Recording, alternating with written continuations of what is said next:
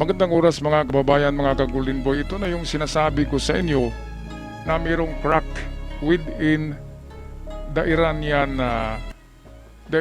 nation. Kasi nga ang Iran ay pinatakbo ng dalawang faksyon eh. Pinatakbo ng legitimate na presidente na gobyerno at pinatakbo rin ng isang hindi legitimate ngunit powerful na grupo. Ito yung IRGC na pinamunuan ni Ali Khamenei na na-deadball na. Kaya kahit nawala si Ali Khamenei ay mayroong substitute sa kanya na naghari-harian na rin ngayon. Ayaw makinig sa presidente ng Iran na legitimate president, binoto ng sambayanan sa Iran. Ayaw makinig itong isang commander ng IRGC na gustong pumalit sa pwesto ni Ali Khamenei. Nag-overtake na nga siya sa anak ni Ali Khamenei na si Mujtaba Bading Khamenei. Ino-overtake niya na. Kaya sigurado itong general na to, nakalimutan kong pangalan nito, Balbasarado, ay pinaghanap na rin ito ng Mossad. Baka sa susunod na araw wala na rin to eh. Baka sasama na rin ito sa gumaganon-ganon papunta ba yan sa langit? Saan ba yan pupunta na mga klaseng tao yan? Diba? Meron ng mga 30 officials na yata of Iran or IRGC ang nadido tinodas ng Israel. At ito ngayon, itong medyo naghari-harian na general ngayon na makipaglaban na sa presidente ng Iran. Kaya nga meron ng rivalry ngayon kung sino talaga ang mamamahala sa Iran, yung Revolutionary Guard na IRGC ba o ang legit government ng Iran na pinamunuan ng presidente. Atin panoorin ang video na to courtesy ni Nikita Kapoor ng Indian Channel. As for a report by the Jerusalem Post, Iran's political leadership and its most powerful military force, the Islamic Revolutionary Guard. As for a report by the Jerusalem Post, Iran's political leadership and its most powerful military force, the Islamic Revolutionary Guard Corps, the IRGC, are locked in a serious confrontation. And if these reports are true, this could be one of the biggest cracks inside Iran. Ayan, so Imad Bahidi pa Iran President Masoud IRGC chief. Pezeshkian, Ito yun, according to reports, is now openly clashing Balbasarado with din. IRGC chief Ahmad Vahidi. Medyo na sila ngayon, nagbangayan na. Kasi siyempre, presidente ka ng Iran eh. Tapos ayaw makinig sa iyo ang isang commander ng IRGC. Yan ang problema kasi ang IRGC ay hindi kontrolado ng Iran government. Kasi ibang gobyerno din ang IRGC. Yan ay sa mga ayatollah, di ba? Kay Ayatollah Khamenei. Islamic Revolutionary or sa ibang salita ay Islamic Terrorist Group. Yan ang sabi ng UN at ng Amerika. Labeled as a terrorist ang mga ito eh. At yung Iranian government na headed by the President Pezeshkian ay hindi yung terrorist group. Yun talaga ay legitimate na gobyerno. Itong mahirap kasi parang naghari-harian ang IRGC sa Iran. At siyempre hindi makaimik yung presidente kasi nga mas powerful ang IRGC army kumpara sa Iranian army. Pero ngayon, sabi ko kanina, pilay na ang IRGC, ay pwede na silang atakihin ngayon ng army mismo ng Iran na headed by the legit president of Iran. Nakakalito, di ba mga kababayan? O patuloy tayo sa balita courtesy ng ating kaibigang Nikita Kapoor. Over one explosive question. Who really controls Iran?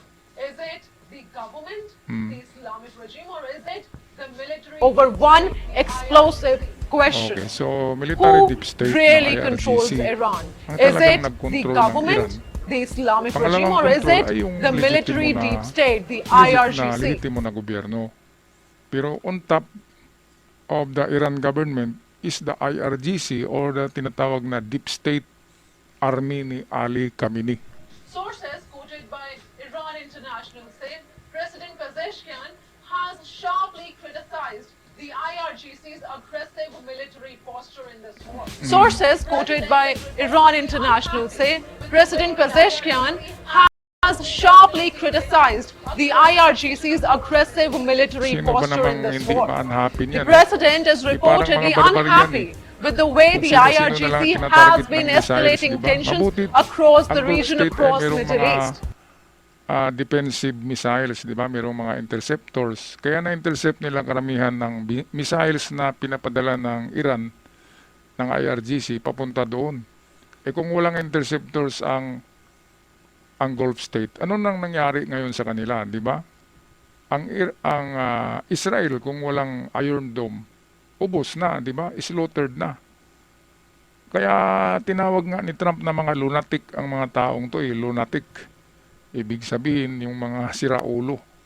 'Di ba? Sobrang ambisyon na maghari sa buong Middle East and din maghari sa buong mundo. Yan talaga ang kanilang target, mga kababayan.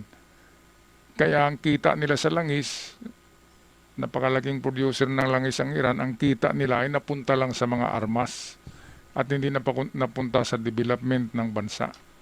Grabe. Mga tao naghihirap, ang kanilang real ay bumagsak. 1 real is 1.4 million.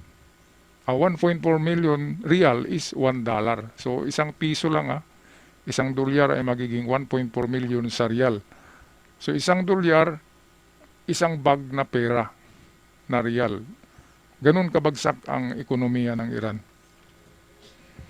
From confrontations with neighboring countries to military confrontations that risk dragging Iran deeper into conflict with the United States of America and Israel.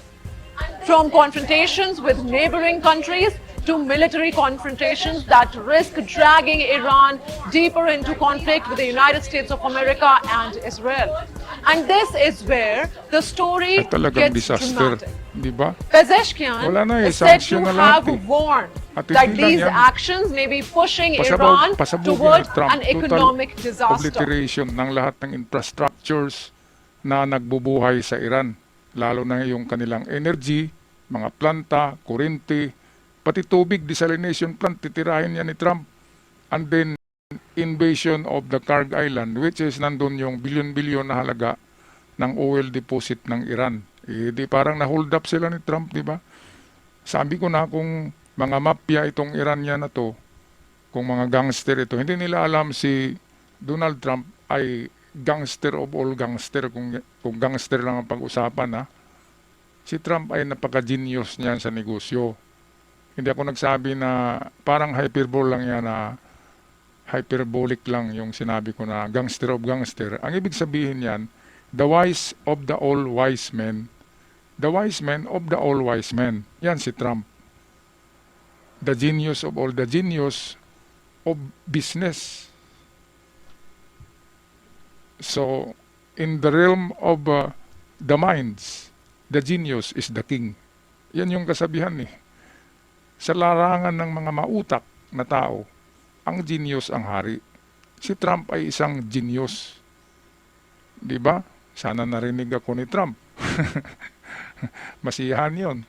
Kapag pinupuri mo yan, ay nasisiyahan talaga yan. Okay, tapusin na natin ang ulat na to ni Nikita Kapoor. Because while missiles and military operations dominate headlines, the real pain is being felt by ordinary Iranians. A battered economy. Because Ayan, while so, missiles and killed by military the operations ordinary dominate Iranians ang headlines, nangyayari. the real pain is being Tayo felt dito sa by Pilipinas, ordinary feel na feel natin Iranians. Na A naghihirap battered na tayo. economy. Di ba? Ako pag nag-drive ng sasakyan, palagi ako nakatingin sa fuel meter Kasi gusto ko full tank palagi. Kapag nabawasan ng isang guhit, ay tubil na naman ako, di ba?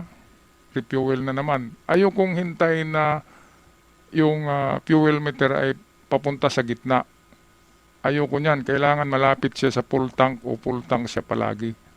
Kaya araw-araw ako nag-refuel. Napakagastos. At hindi lang yan lahat ng bilihin tumaas, bigas, lahat na grocery, sabon, lahat ng kailangan natin mahal. Kanina lang, bumili lang ako ng 2 gulay, 200 pesos na eh. Yung ganun lang na gulay. Ginisa ko, inalo ko siya sa itong hiwa na chicken, ginisa ko.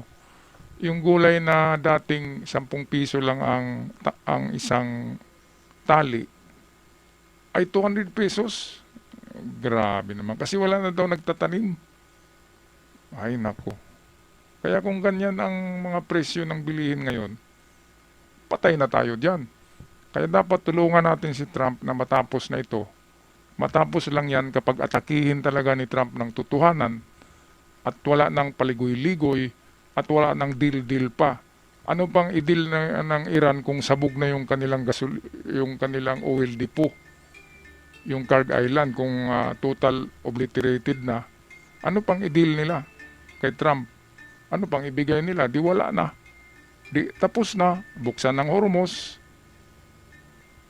Ipa-assault lahat ng IRGC sa mga Kurds. At yung iba pang mga kalaban. Yung Iranian army mismo ng presidente. Yun. Ikulong lahat ng IRGC para wala ng terrorist group diyan at wala nang mag-terrorize ng Hormuz.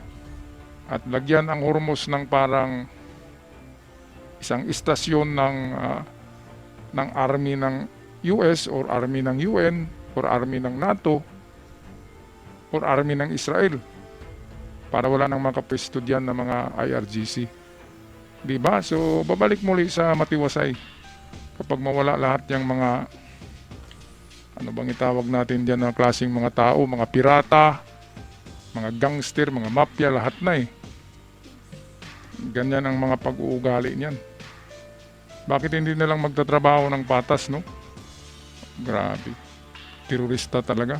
Alright, anong masasabi niyo dito mga kababayan sa sinabi ni Nikita Kapor na divided na ang Iran ngayon? Medyo nag-away-away na. Mismo ang presidente ng Iran at ang leader ng IRGC. Pag-comment sa ating comment section. Ako'y magpaalam na. Maraming salamat sa lahat at huwag kalimutan mag-subscribe. Hanggang sa muli. Maraming salamat.